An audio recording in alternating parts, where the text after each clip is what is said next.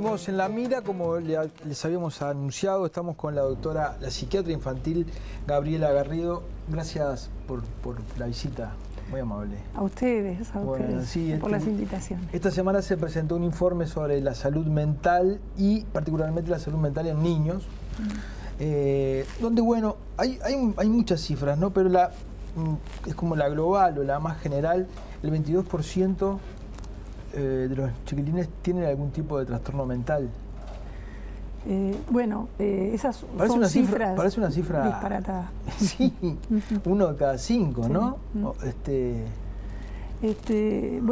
Son cifras internacionales, o sea que no es algo que sucede solo en nuestro país, en el Uruguay. Nosotros igual hacíamos mención a que teníamos cifras nacionales no actualizadas como quisiéramos, pero bueno, es uno de los desafíos que tenemos y es coincidente con eso. Esto quiere decir que, no todos estos cuadros son cuadros graves, ¿verdad? Pero lo que sí queremos marcar es la necesidad de que esto se visibilice, ¿verdad? Porque en general en el imaginario de todos nosotros está la idea de esa infancia feliz, ¿no? Esa infancia que no tiene problemas, mentales sobre todo. Sabemos que un porcentaje muy alto de los problemas de los adultos ya marcaron su presencia y ya hay forma de detectarlos en edades tempranas de la infancia y de la adolescencia. Sabemos que en cuanto a las limitaciones que estos problemas suponen, son muy importantes y que además en países como en el caso del nuestro, en que hemos logrado combatir otro tipo de enfermedades, ¿verdad? Hablábamos un poco de las enfermedades infecciosas, la diarrea infantil, algunas enfermedades respiratorias. No las hemos combatido, pero las manejamos mejor. Sí, entonces, estos problemas se hacen mucho más emergentes. A mí me llama la atención igual que sea una cifra mundial, ¿no? Yo pensaba hoy, viendo algunos datos y cifras anteriores, creo que es Uruguay Crece Contigo que manejó la cifra de que el 60% de los niños uruguayos sufrían algún tipo de violencia, o física o psicológica, en fin. Y uno puede pensar, bueno, eso es un elemento que puede contribuir a que estos chiquilines tengan estos problemas, ¿no? Pero bueno, pero eso es una cifra de Uruguay. Me llama la atención que se dé un parámetro tan así mundial, digamos, ¿no? En realidad, cuando uno maneja cifras globales a nivel del mundo, se manejan rangos y promedios, ¿no? Seguramente ustedes van a ver que entre un 7 y un 25%. Claro, y en eso cada grupo de países se ubica. Cuando en el año 2006-2007 nosotros hicimos ese primer estudio epidemiológico en escolares, una de las cosas que hicimos fue seleccionar un instrumento que nos permitía compararnos con otros países. Y ahí el Uruguay se ubicaba dentro de los países de alta prevalencia. O sea, en esos rangos hay países con prevalencias más bajas, otros países con prevalencias medias y otros países con prevalencias altas. La última medición... Esa es un poco la explicación a su pregunta. Entiendo. Hablamos de rangos. De rangos. O sea, esta cifra la empezaríamos a afinar, podríamos ver diferencias entre otros países. El último estudio que se hizo en Uruguay, ¿de cuándo es? Es el primer estudio epidemiológico y no se replicó. Después ¿El hay primero estudios, de cuándo es? Es del 2006. Es 2006. Que no teníamos con qué comparar previamente. Con estas características. Por supuesto, estos otros datos que usted dice vinculados a trabajos que se hicieron a partir de Uruguay Crece Contigo. Sí. O sea, tenemos muchos informes posteriores con características diversas. El informe de la ENIA no es un estudio poblacional, pero en un informe, en un documento que se hizo en el año 2010, ahí se marcaban que los problemas de los aprendizajes, de la conducta, de salud mental, del maltrato infantil, vinculado a esta segunda pregunta que usted nos hacía, del consumo de sustancias, tenían que ver con los principales problemas de la salud en la infancia en el Uruguay. Ese informe de la ENIA fue novedoso en ese aspecto. Cuando uno ve que hay adolescentes violentos, desintegrados, no integrados, que abandonan el estudio, digamos, esos problemas no aparecieron la semana anterior, ¿no? Para nada. O sea, son problemas que se arrastran desde la niñez. ¿Qué pasa con esta sociedad?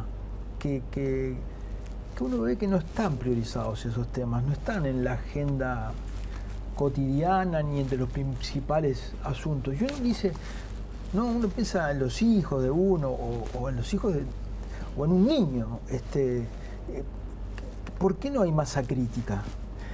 Bueno, una de lo que nosotros nos llevó a coger con tanto entusiasmo esta campaña de este año es visibilizar. Sí. Primero, que todos entendamos que la infancia tiene niveles de sufrimiento importantes y que hay factores, usted mencionaba uno clave, por ejemplo, tiene que ver con la violencia. Y la violencia que atraviesa distintas capas sociales, atraviesa distintos ámbitos, o sea, está en la familia, pero también está en los centros educativos o en los vínculos entre pares. O sea que el tema de la violencia es central en cuanto a uno de los factores que determinan niveles de psicopatología importantes. O sea, son factores de riesgo sí. muy marcados. Y no es necesario que un niño sufra condiciones de maltrato físico directo.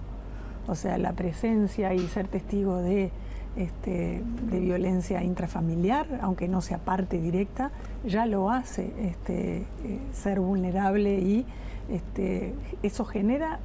antes pensábamos quizás que estos factores uno los modifica y se modifica todo y todo vuelve a la normalidad. Hoy sabemos mucho más y las neurociencias vienen marcando investigaciones muy contundentes. ¿En qué medida estos factores intervienen y afectan el desarrollo y determinan funcionalidades a nivel del sistema nervioso y estructuras a nivel del sistema nervioso que se alteran? Las condiciones Entonces, sociales... las respuestas sí. A ciertas condiciones sí. van a tener consecuencias en el largo plazo. ¿Es importante la incidencia de la condición social? No te escuché. Las clases más bajas están más propensas a que los niños sufran este tipo de enfermedad mental. Le digo porque, por ejemplo, el otro día hablando sí. con un lingüista que le hice una entrevista, me decía que las condiciones ambientales de pobreza, por ejemplo, están llevando a que haya niños que tengan síntomas de autista, aunque no son autistas. Los tienen por el impacto que el ambiente genera sobre ellos, la mala alimentación, la carente educación, en fin, una serie de factores, ¿no? Bueno, le voy a dividir la pregunta en dos partes. Sí. Una, la que tiene que ver con si la condición de pobreza por sí es determinante de enfermedad mental. Y les quiero decir, y decirles sobre todo a la gente que escucha hoy, que estos temas hoy los tenemos en todos los ámbitos sociales. O sea, son las consultas que atendemos en el nivel público, pero son las consultas que atendemos en el nivel privado y mutual. O sea que los niveles de ansiedad, de depresión, a veces los problemas conductuales atraviesan las clases sociales. En contextos de pobreza muchas veces lo que pasa es que se suman otros factores de riesgo que agravan las condiciones de las personas.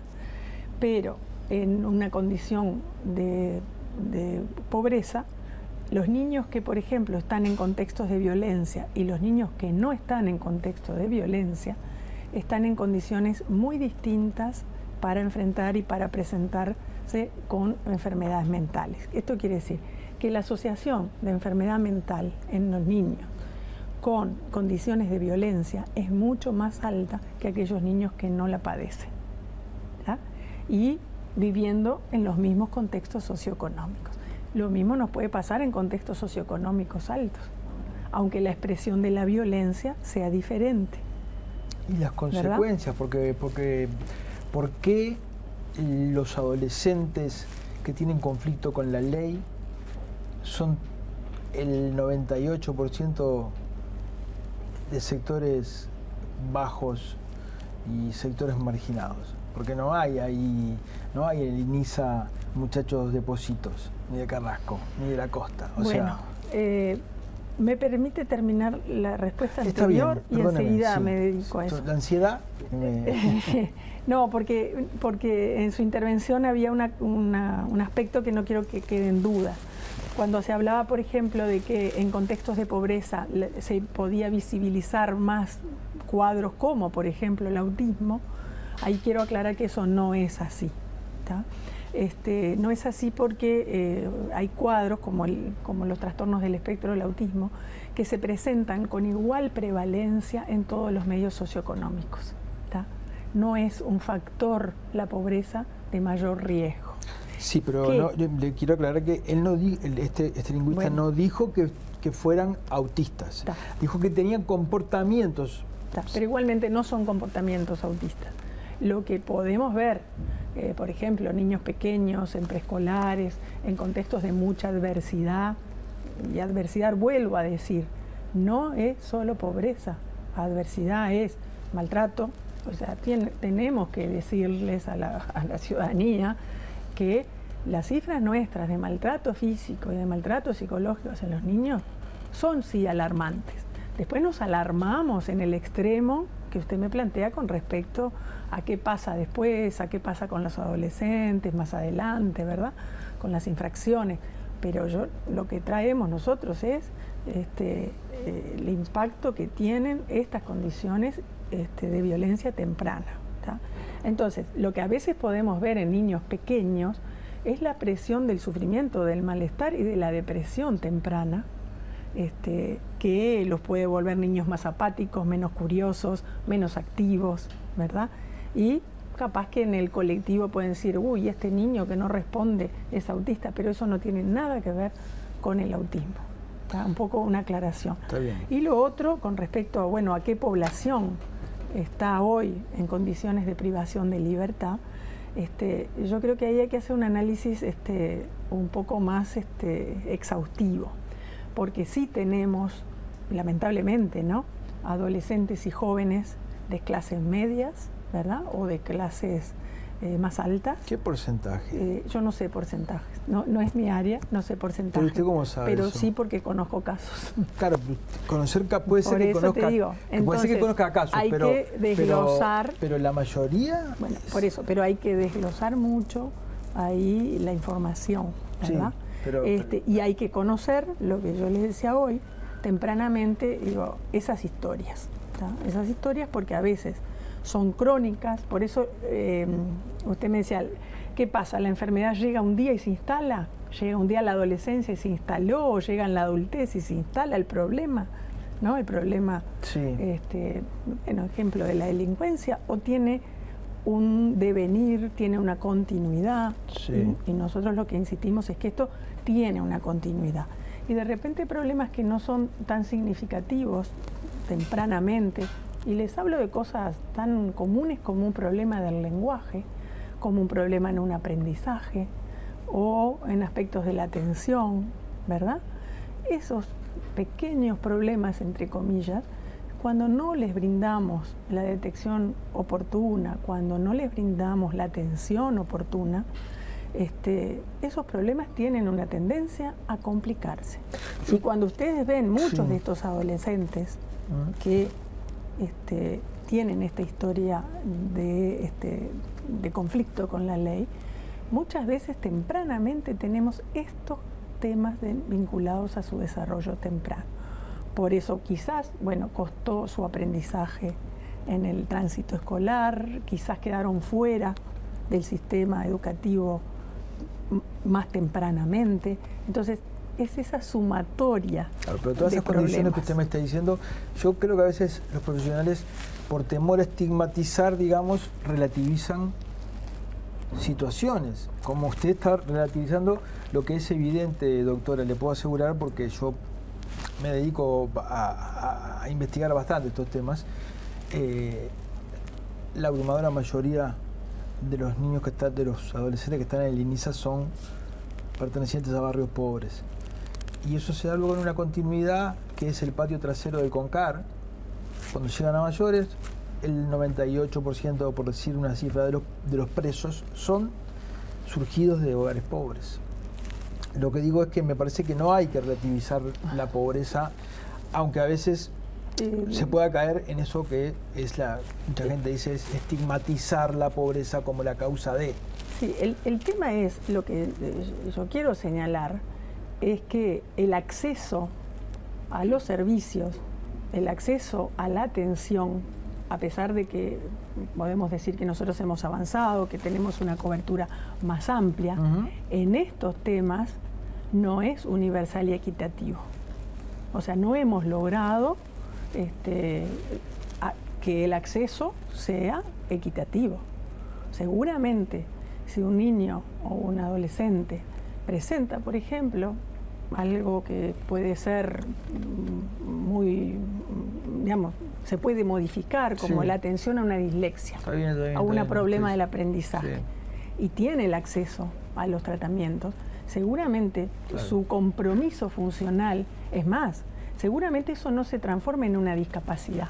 Ahora, en un contexto donde no se accede al tratamiento, eso va a determinar una discapacidad. Se precisan más recursos. Entonces, ¿a dónde voy? No es la condición exclusiva de la pobreza. Lo que dice es que en algunos casos, si hubiera un tratamiento similar, podríamos cortar el proceso, digamos, o sea, nuestro ¿no? compromiso, ¿cuál es? Mejorar la accesibilidad. Y bueno, digo, un poco esta campaña que está en el marco de la ley de salud mental. ¿Qué pasa con una nueva ley? Del ideal presupuestalmente hablando. Y bueno, primero, este cambio legislativo en cuanto a contar con una ley que nos da marco para cambiar cosas, ¿qué es lo que nos plantea? Bueno, enfoquemos la inversión en modelos de atención mucho más próximos a las familias, mucho más tempranos, ¿verdad? Y alejémonos de esas únicas alternativas que están en la punta de la cadena, ¿no? Cuando ya todo está complicado y tenemos que hospitalizar y tenemos que recluir, bueno, esto implica una inversión, porque esto no es gratis. O sea, cambiar modelos de atención parecen fáciles, pero digo, representa una inversión importante. Y no solo del sector público, es una inversión país, porque es el del sistema de salud, pero es también de los otros sectores. O sea, acá salud mental es de todos. Claro. Cuando vienen los problemas de la salud mental y cuando vienen las patologías duras, las enfermedades duras, bueno, ahí sí toma otro protagonismo los recursos de la salud, tomamos otro protagonismo los que estamos vinculados a la psiquiatría. Pero en esto somos todos. Y en esta transformación precisamos mejorar lo que tenemos, necesitamos profundizar atenciones en el primer nivel, como yo le decía, para esos niños de 3 años que ya quizás en el CAIF nos están mostrando algunas cosas.